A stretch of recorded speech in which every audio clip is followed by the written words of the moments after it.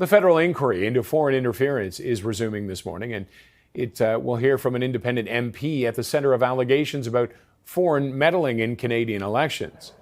Han Dong left the Liberal caucus after it was alleged he willingly took part in Chinese interference efforts and won his seat with Beijing's help in 2019. Dong is denying those claims. He is slated to testify this afternoon, as is former Ontario Cabinet Minister Michael Chan.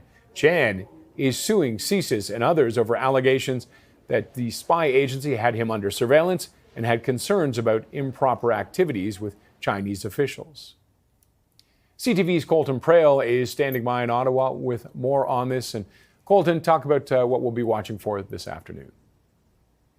Yeah, of course, as you mentioned, Han Dong's testimony is going to be the one that most people are paying attention to, watching, as he is really the person who is at the center of this entire saga and what's kicked it all off. This is probably some of the most important testimony we're going to hear from someone who is has firsthand experience of living through this. And one of the things that we learned in former Special Rapporteur David Johnston's report was that Han Dong was allegedly unaware of what was going on. And while he did find that there were irregularities in that 2019 process for his nomination in Don Valley North, and that he said there was also genuine suspicions that it could be connected to the Chinese consulate in Toronto.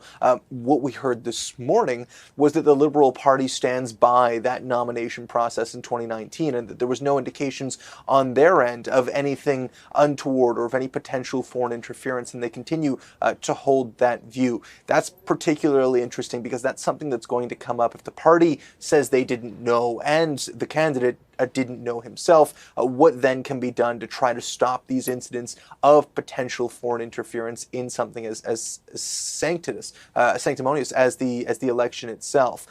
That's one aspect that we're going to be focusing on a lot this afternoon.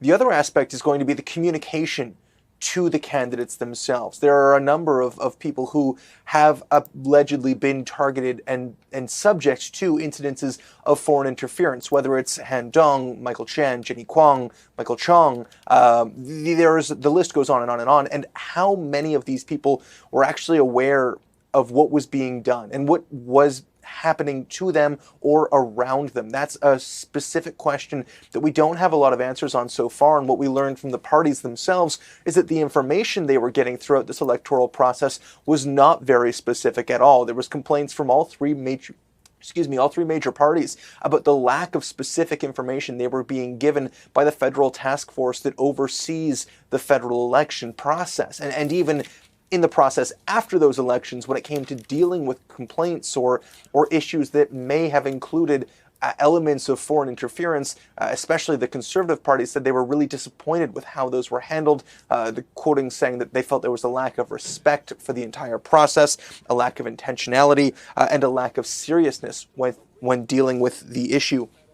That's something that has been a heavy criticism of the federal government across the board when it comes to dealing with foreign interference, is that it hasn't been dealt with seriously enough, that people haven't been told early enough. And so this afternoon, when we hear from these two men who really have been subject and at the center of all of this, what were they told? When were they told it? That's going to be something to watch for, especially in the federal government's response to these sorts of threats and concerns.